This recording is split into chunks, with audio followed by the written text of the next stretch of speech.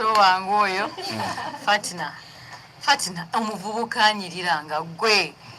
nga ne mu Nuupu tulinayo ebifo by'abavubuka Kyagulanyi Robert Ssentamu ye president w'abavubuka mu ggwanga lino kiki kiweesiba mu gundi gavumenti ya jjajja gy'omanyi obulungi ebbye bannayuganda naye bamenya emitima oyagalayo ki gawedde ku mpagala ate ekyokubiri Fatina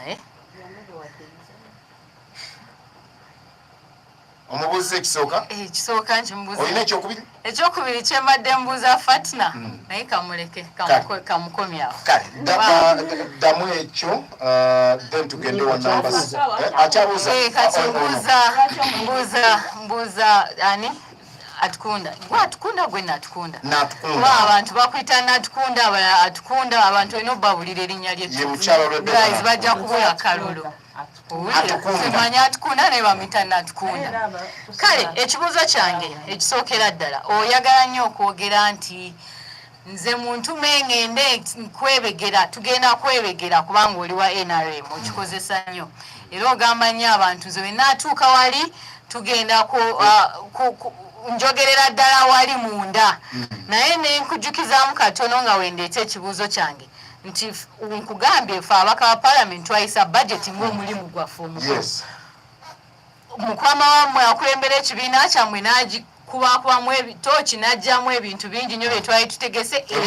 ebiyamba abantu n'atugamba ezo ssente muziggyeewo muziweereze bali ekyokubiri twayisa zi transformers nga tuyitira mu Reya yennyini mukama we yagijjawo n'agamba kino ekitongole kiveewo tekikoze bulungi era ne twogera amasannyalaze abamu tebannagafuna kuba Reya yakola ki yavaawo mugende mityana ssente ezo zayita ez'oluguudo olwo mukama we yennyini baali baganya 221 baali baganya oddukolako kubanga abantu baazirya nga mukama we tamanyi najje zigenda ogamba nnyo nti kati bwe twogera ensonga eriwo kati ya General Court Martial ababaka ensi yonna Supreme Court yayisizza nti General Court Martial eriwo mbukyamu naye ababaka bamwe boyagala okweyongerako baagala giyimiriza baddemu batulugunye abantu nga basiviliani nga babasibira mu gundi kati gwagamba nti ogenda kwegera eddoboozi lyo linazitowa nkanawa ng'olaba n'abaliyo kati balemereddwa okutuusa obuweereza bw'abantu muki obulungi olw'amateeka agava ewamu waabwe batakuddamu ekyokubiri kyenkubuuza waliwo wetwali mu kuziika eyo awamu nenjogera ku bubbi bwa ssente z'omuwi w'omusolo neŋŋamba tetwetaaga abantu bambadde kyenvu kubanga eyo gavumenti ya NRM yekoze eki yetubbidde ssente zaffe n'oyimirira ku muzindaalo n'ogamba abantu nze muntume kubanga muntume kuba nali ŋambye abo babbi ba ssente n'ogamba nze muntume ŋŋende nyongere eddoboozi lyange ku babbi ba ssente abo kubanga tuli wamu ffenna era nakubuuza infact wagana twogera olulimi lwe lumu nja kwogera nawe ne nkugamba kati nyabo mugenda kunyweza nyabo ekyoyagala mu kasanda tukwesige ogende otunyagule buli kamu ke tulina n'ebyo bye tutuuseeko byonna kubanga mwogera olulimi lwe lumu ne munno mwe abatukaabiza twonyweze bunyweza bubbi obona kutukaabya amaziga mu kasanda kyekikulesa ekikulu kubanga mwogera olulimi lwe lumu banyabuzaale kale Fatina ddamu ekibuuzo omanyi NRM ye pate yokka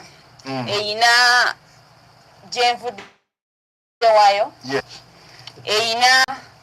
gyeraga ate emanyi ne weeri NRM we yali ejja mu buyinza 1986 nziramu Honorable Flavia 86 yajja ne kye bayita 10-point program muzimanyi bulungi nnyo security democracy byonna byonna ebisoosowazizza ne tuvaawo NRM ng'ekibiina kati kubanga luli nali sitegeera mu 86 nali muto nga sitegeera yajja ne 10-point programs kati wano wendi NRM etambulira ku principles meka